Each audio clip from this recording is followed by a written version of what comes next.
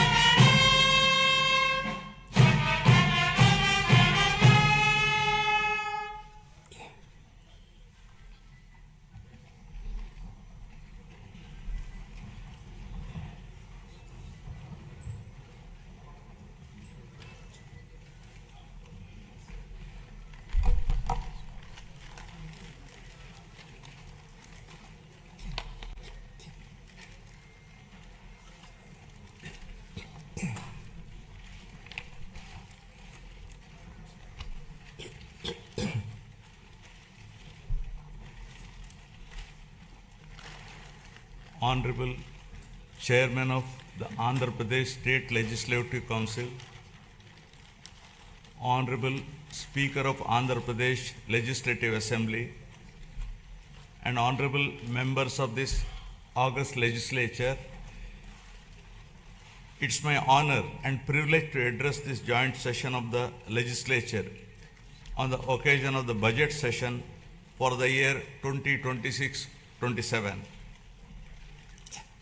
The state of Andhra Pradesh has witnessed significant transitions since its bifurcation in 2014.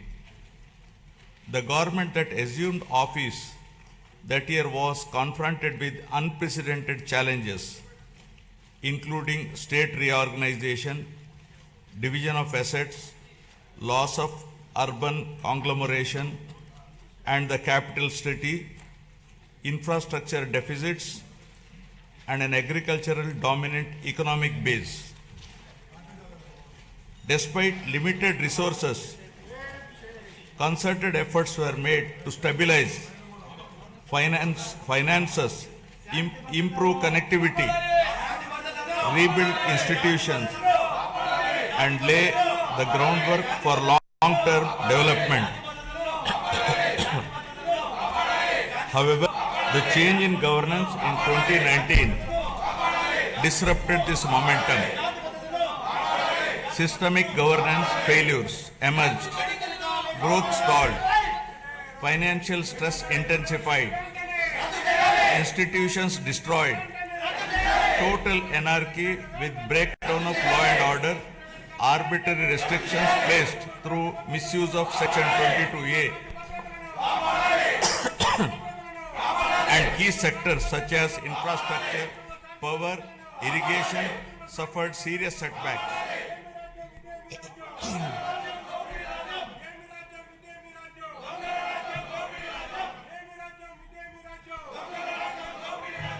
Disenchanted by these experiences, the people of Andhra Pradesh responded their faith once again in my government in 2024, granting an unprecedented mandate to rebuild the state. The decisive verdict of electing National Democratic Alliance government reflects their deep trust and confidence in the leadership of Honorable Chief Minister Sri Nara Chandrababu Naidu Garu, the committed partnership of Sri Pawan Kalyan Garu, Honorable Deputy Chief Minister, and the continued guidance and support of Honorable Prime Minister of India, Sri Narendra Modi Garu. Over the last 19 months, my government has followed a calibrated path from revival towards ascendance.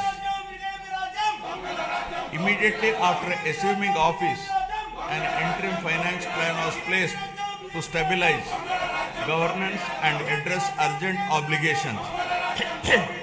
This was followed by our first budget, prepared within a short span, which focused on delivering Super 6 and other welfare measures and restarting development activity. Over the next 9 months, corrections were made in policies, system, and expenditure priorities. We then presented a full year budget anchored in a long-term vision. Today, governance has moved beyond revival with welfare, development, and governance aligned to future-ready models.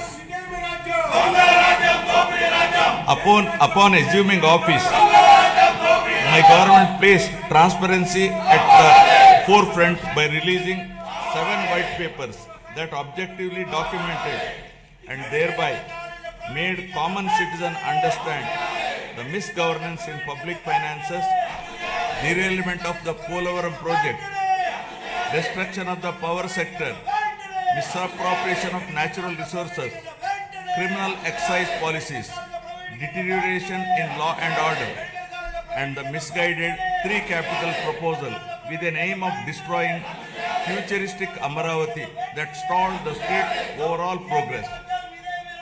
By openly acknowledging the problems, my government demonstrated transparency and seriousness of intent. Rather than treating them as standalone reports, government viewed these papers as a starting point for course corrections. Present phase of governance is extremely critical and cannot be considered business as usual. It calls for a clear roadmap and a shared resolve for transformative governance. Accordingly, the government has unveiled the Swarnandhra Vision 2047, placing families and communities at the heart of development. This vision seeks to harmonize prosperity with dignity, growth with equity, and ambition with sustainability. It is in this transformative journey, the state draws inspiration from the timeless wisdom of our civilizational heritage, reflected in the Pavamana mantra from the Brahadakaranyaka Upanishad, Asatoma Sadgamaya, Asatoma Sadgamaya, Tamosoma Jyotirgamaya, Mrityorma Amritagamaya. Building on this spirit of course correction, my government has articulated the Padi Sutralu as guiding principles for governance, designed to balance welfare with development and to create a virtuous circle where economic growth through sustained investments generates wealth that strengthens social well-being and social empowerment fuels sustained progress. These principles serve as a moral and administrative compass, placing people at the center of policy while ensuring fiscal prudence, institutional integrity, and long-term sustainability. To translate vision into action, a dedicated mission framework has been initiated, operating with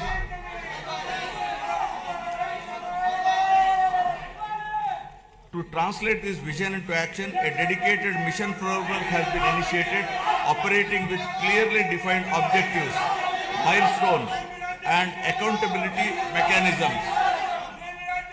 Anchored in this guiding spirit, the government has proceeded with focus and resolve. The Swarnandhra vision lays out a clear economic pathway, aiming for sustained high growth to build a rupees 308 lakh crore economy with a per capita income of rupees 55 lakh by 2047. While the long-term pursuit remains firm, the government is undertaking regular interventions and mid-course corrections to stay aligned with evolving realities.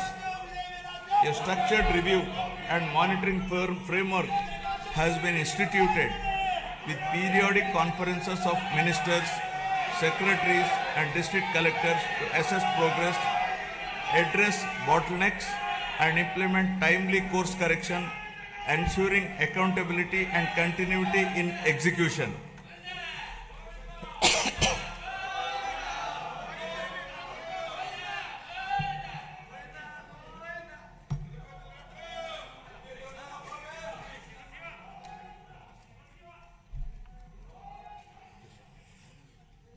resurgence to ascendance.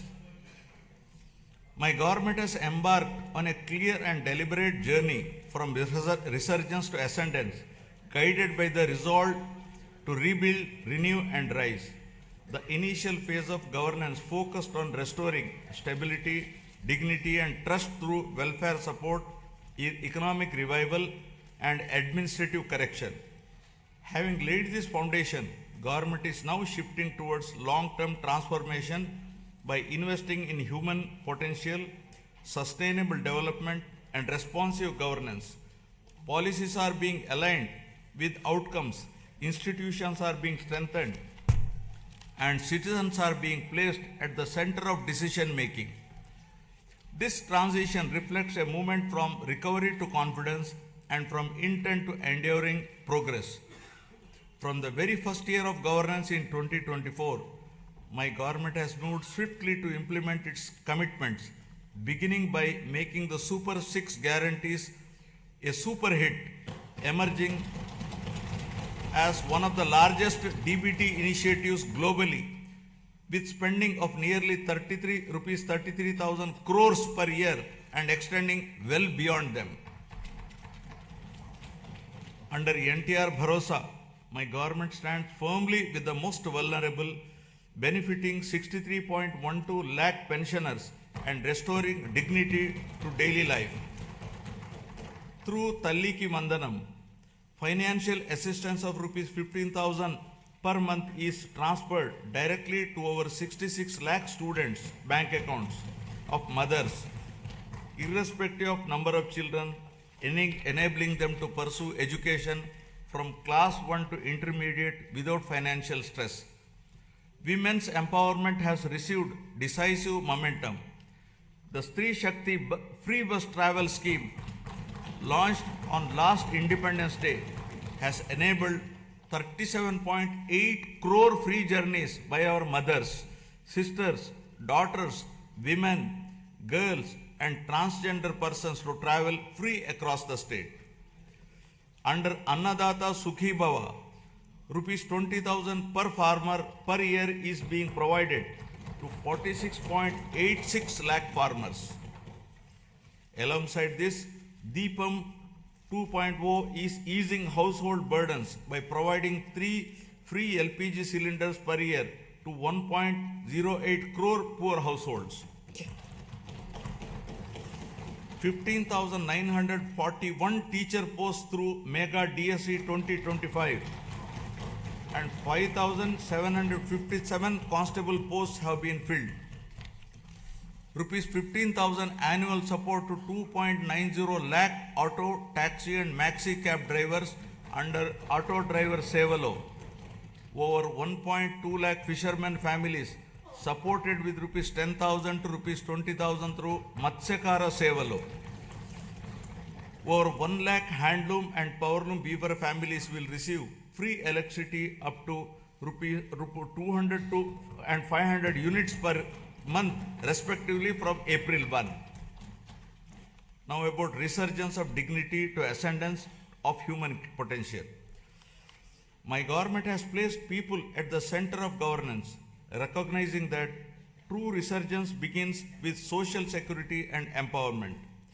From education and health to livelihoods and social justice, welfare initiatives have been redesigned to be inclusive, targeted, and outcome-oriented. Special focus has been placed on weaker sections, women, farmers, and youth to restore confidence and dignity.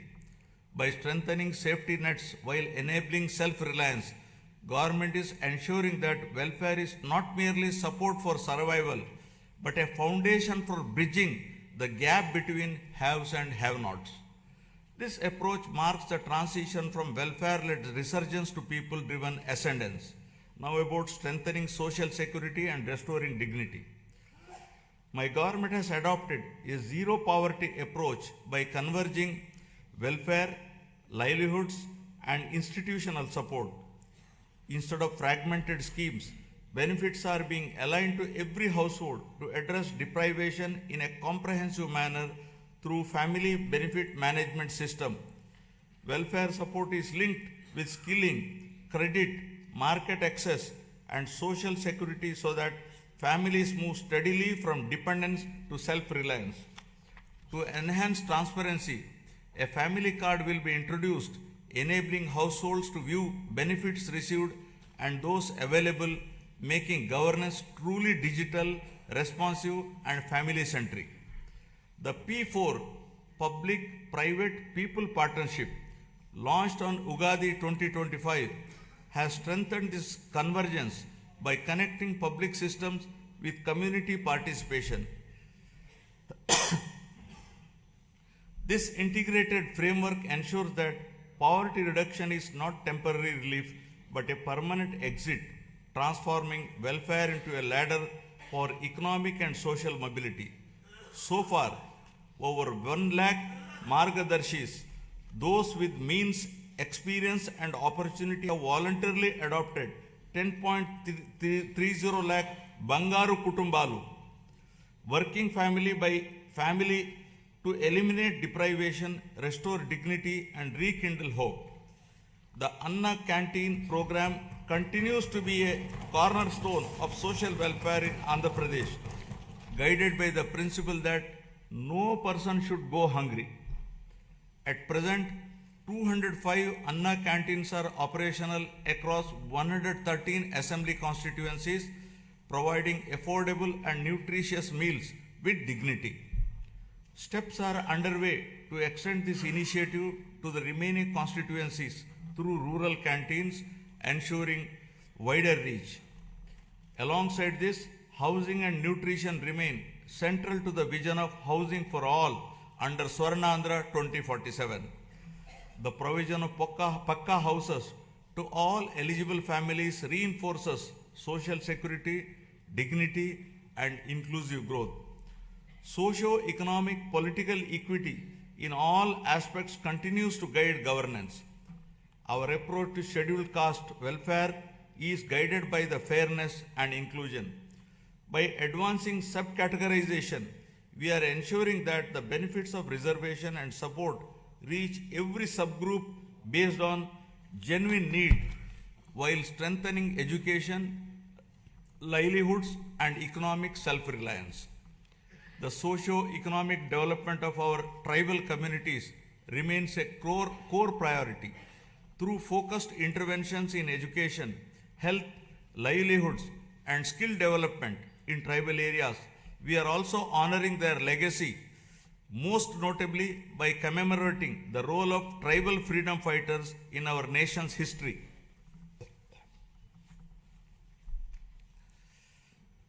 Backward classes are central to our vision of strong and inclusive Andhra Pradesh. Our government is firmly committed to enhancing their economic opportunities, safeguarding social dignity, and ensuring fair representation and legislative, local, and institutional spaces backed by a clear long-term protection framework. Through Adharana 3 scheme, modern equipment and tools will be provided to the beneficiaries to promote micro-entrepreneurship and strengthen MSMEs. The government is extending focused support to weavers, fishermen, toddy tappers, washermen, barbers, artisans, and other traditional occupational groups, ensuring interventions that address their distinct social and economic needs. For minority communities, our focus is on security, opportunity, and trust. Alongside strengthening educational and economic support, we are taking firm steps to protect work properties and ensure transparent governance so that development reaches every household with confidence and dignity. Now about investing in education and health for human advancement. Education remains the most powerful driver of future transformation. Andhra Pradesh is steadily emerging as a hub for advanced learning in information technology and frontier areas such as quantum computing. Strong enrollment, skilled faculty, and industry collaboration are attracting global attention. International companies are increasingly viewing the state as a talent destination. by strengthening education system and aligning them with emerging technologies. My government is preparing youth not just for jobs but for leadership in the knowledge economy. This investment in human capital will shape the state's long-term competitiveness. To strengthen this ecosystem, the government is modernizing technical and vocational education by upgrading training infrastructure, introducing digital classrooms, immersive learning environments, and advanced technologies such as AR, VR based training in select institutions. Industrial training institutes are being strengthened through modern machinery, updated curricula, and closer alignment with industry requirements. In addition, national level institutions, including specialized institutes for women and persons with disabilities, are being planned to expand access and inclusivity. Together, these initiatives are building future-ready workforce capable of driving industrial growth, innovation, and sustained employment across Andhra Pradesh. Health, welfare, and development are being pursued as interconnected pillars. Health security is being strengthened through financial protection and systemic reform so that access to care does not push families into distress. A flagship intervention in this effort is the Sanjeevani program, which has emerged as a powerful model for last mile healthcare delivery. Through telemedicine hubs and community level across points, Sanjeevani enables timely medical consultations, follow-up care, and specialized support, particularly for the elderly and vulnerable.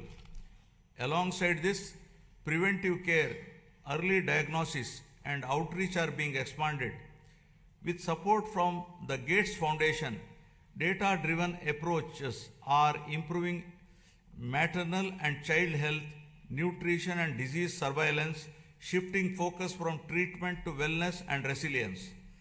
My government is strengthening public health care through the rollout of a comprehensive electronic health record system aligned with Ayushman Bharat digital mission standards across all network hospitals under Dr. NTR Vaidya Seva Trust. This will enable citizens to securely access digital personal health records, ensuring continuity of care and improved clinical outcomes. A universal health coverage scheme is being introduced to provide comprehensive health insurance of rupees 2.5 lakh to every individual resident of the state. Simultaneously, cashless healthcare is being provided to 1.43 crore BPL families with financial protection of up to 25 lakh per family per year, including high-end treatments such as cancer care and bilateral cochlear implants surgery without any ceiling limit. Recognizing the demographic transition underway, the government of Andhra Pradesh has introduced a comprehensive population management framework as an evidence-based response to declining fertility and rapid population aging. With the state's total fertility rate at around 1.5, well below replacement level of 2.1, the focus has shifted from population control to sustainability. Measures such as enhanced maternity benefits, removal of the two-child cap in local elections, and extending Talliki Vandanam to all children underscore this commitment. I am appealing to this August House to evolve proper policy for population management.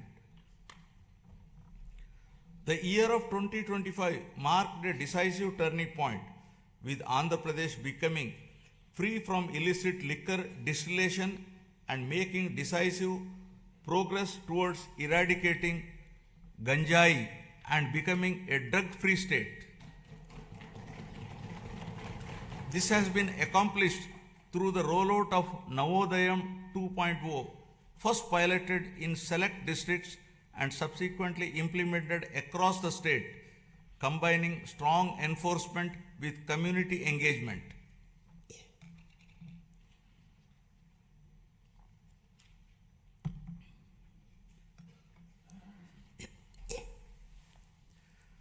Now empowering livelihoods, skills and women's participation. Education remains the greatest equalizer and skilling is the strongest bridge between learning and livelihoods. The government's approach to employment generation is anchored in equipping youth with industry relevant skills aligned to emerging technologies and evolving market needs. Through a structured skill census and a forward-looking sports policy, interventions are being tailored to local aspirations and regional demand, ensuring that training leads to meaningful employment, self-reliance, and social mobility. This integrated strategy places young people at the center of growth, transforming demographic potential into economic strength. Providing livelihoods and creating employment in rural areas continues to be our priority. The Manrega framework has now been strengthened and reimagined through the enactment of Viksit Bharat Guarantee for Roskar and Ajivika Mission Gramin VBG Ramji Act 2025, making a significant shift from wage employment alone to comprehensive livelihood security in rural areas. Under this new act, the guaranteed employment per rural household has been enhanced from 100 to 125 days. Women are the center of my government's development strategy, not as passive beneficiaries, but as active economic partners. Policies are being designed to strengthen women's participation in entrepreneurship, livelihoods, and local economies.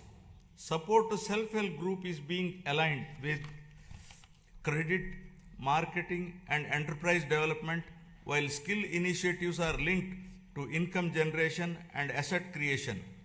In this direction, my government is promoting 1 lakh women entrepreneurs this year under the Swayam initiative, with a clear target of expanding this to 5 lakh women in the coming year.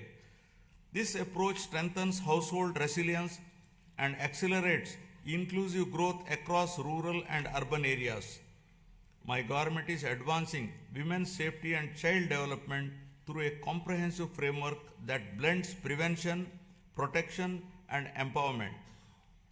Strengthened Anganwadi services are addressing nutrition, early learning, and the prevention of physical and intellectual deficiencies from an early age. Mission Vatsalya is reinforcing child care and protection, while Mission Shakti supports women's safety through legal aid, shelter, rehabilitation, and empowerment. These initiatives are being strengthened through technology-enabled monitoring, community participation, and responsive support systems, creating safer environments, enabling early intervention, and fostering dignity, resilience, and opportunity for women and children across the state.